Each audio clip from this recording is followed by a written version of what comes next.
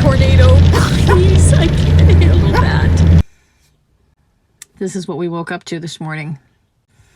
Kingman State Fishing Lake, I think it's called. Kingman, Kansas. We're still in Kansas. And when I hear Kingman, of course, I think of Arizona. I didn't actually know there was a Kingman, Kansas, but there is.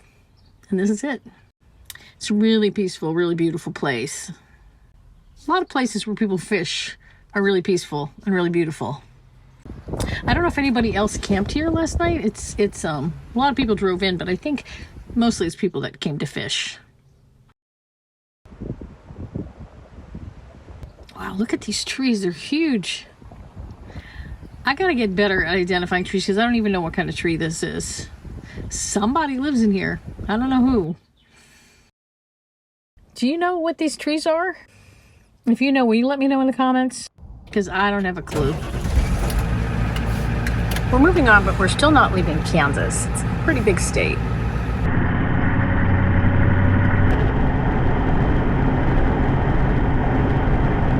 So for tonight, I decided to get a hip camp. And if you don't know what hip camp is, it's basically Airbnb for camping, you know. So you're camping, but you're at somebody's property.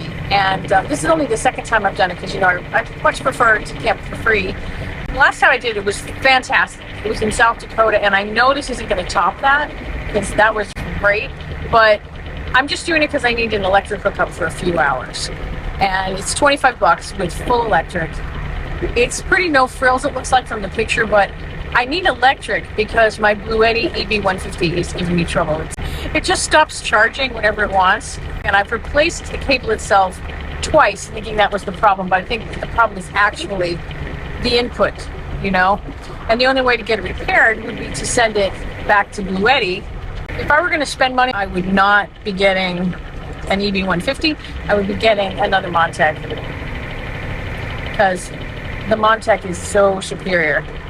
But, you know, I've been waiting for their new one to come out, and it just keeps getting delayed because Monty over there at Montec, you know, he's a perfectionist. He's trying to, like, dial it in perfectly, and I completely respect that, but I have to solve my immediate power problem. So I have plenty of power when I'm in the desert because the sun's always shining in the desert, but as soon as I go someplace where there's potential for it to be cloudy or even rainy, then I know I'm going to start running out, which is already happening. In a quarter mile, take a slight left turn. Here's the hip camp. Yeah, it's pretty much like I expected. It's no frills. The one in South Dakota had this great host to greet you. This one, I think you're pretty much on your own, which some people prefer that. I don't get the vibe that the hosts are even around. I'm probably not going to shoot anything here. Well, I mean, I always shoot, but I'm probably not going to make a video here because I don't think anything too exciting is going to happen. A little too no frills. Although, I guess, if you're watching this, I guess I made a video. Very existential. Anyway, I'm going to go plug everything in. Captain and I were just taking a walk, and the sky just opened up. A huge thunderstorm. It's kind of cool. You can still see, like, the storm is still hanging out. It's not raining here anymore, but it's raining, like, right over there. I managed to get everything unplugged. The Montecs are totally charged. The Ocmo is about halfway full. The Bluetti didn't charge at all. Nothing. Okay, maybe something exciting is going to happen here after all. I just had a warning on the phone. It was a weather warning, and it said, tornado watch, which, you know, it's kind of ironic because in, like, the last video, I was saying all that stuff about how Kansas doesn't really have a lot of tornadoes despite the whole Wizard of Oz reputation.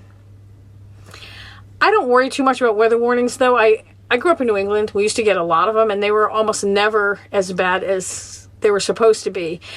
I don't know if you remember last year, I was in Amarillo at Dick Baker's ranch, which is behind the Peace Park that he built, and I had warnings about 2 different weather systems that were coming at me at once, and nothing really happened. They both missed me. I could see them out the windows, and, you know, who knows if the storms were as bad as they were supposed to be, but they missed me anyway.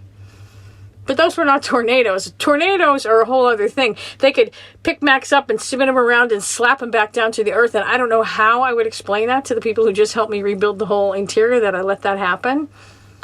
I wasn't really worried, but I decided to call the lady that owns this place, that owns the hip camp that I'm on. And I had to message her through hip camp because I don't have her direct number. She's a local, so I figured she would know what's going on. And she said that a tornado watch is not a big deal. She did mention, and I think this is obvious, that you might be in for a pretty big storm, which would be kind of cool. Just a storm from inside the bus is kind of cool.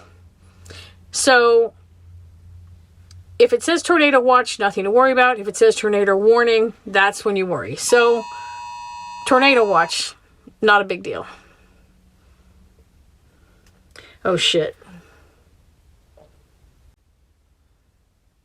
I sent my number to the hip camp lady and she called me and she actually sounded really scared. She said she arranged for me to go to some family's basement in town, but she said I couldn't bring Captain. I don't know, I guess they were worried that their dogs would hurt him, but I'm not going without Captain. That's not happening. So this is why I have wheels on my house. I just kind of flew out of there. I didn't even have time to put things away. Everything's just flying around inside the bus. Thank God I unplugged everything before all this happened, because I would have just ripped all the cords off of. I'm pretty sure I ran over my chairs on the way out. I just want to drive away from it. And she said, drive toward Council Grove. And there's a sign at the main road, and it says it's 17 miles. But it feels like I'm driving straight into the storm. This is so scary. It's just getting worse. I called Kat to have her check the radar to see if I'm going the right direction, and she did. It took a while because it was hard to dial the other phone, because I'm trying not to take my eyes off the road, and this one doesn't really have much of a signal on it, so this one's dying too. But she looked at the radar and she says that this is the right way to go, so I'm just gonna keep driving. Captain is mad at the windshield wipers as he ever is, but it's almost like him barking it makes me feel, like I'm not alone. I have him at least. There's nobody in the world. Nobody. But why would there be, right? This is awful. Nobody would drive in this except maybe I should have just stayed where I was, just took my chances. But the way my luck has been going, what if the tornado just came straight at me and it pulled Max up and it slammed him down someplace else? And I probably shouldn't be wasting my battery even shooting this, because this phone doesn't have a lot of charge, but mostly I'm just shooting because I'm really scared. And if something happens, I want my family, my friends, I want people to know that I love them. I'm not somebody that really says that very much, but I love my family, I love my friends, but nothing's gonna happen. This is just a bad hailstorm. It's a thunderstorm. It's not a tornado, right? It's a tornado. I would know it's a tornado. I would know it. I've seen them on TV, and it would be different than this. This is hail. It's really bad. It feels like someone is putting golf balls at the bus, but I can handle that. There's a lot of lightning. I can handle that, and thunder and rain, but I can't handle a tornado. Please, I can't handle that. There's no shelter, none, anywhere, so I could just, whatever it wanted to do to me, it could do. I should have stayed there. The odds of it hitting right where I was. But how can I know?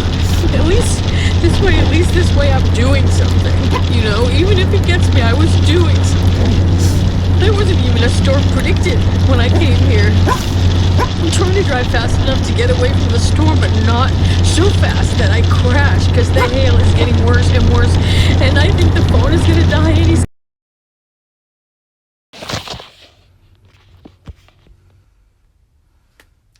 We made it to Council Grove. At first there was no storm at all there, but then the thunderstorm came there, and there wasn't really any place to park for the night, nothing that really felt safe, so I came here. I'm at Flying J in Emporia. It's not really in the right direction, but it wasn't too far, and it was stormy last night, but now it's really calm. If that changes, though, if something happens, I'm just going to run inside this big building, and I'm just going to bring Captain with me. I'm not going to ask. But everybody says that the tornado isn't going to come through here, and I guess the funnel I was running from touched down about 30 miles away from me, so all that panic was for nothing. I could have stayed where I was. I just didn't know. Sorry for all the drama.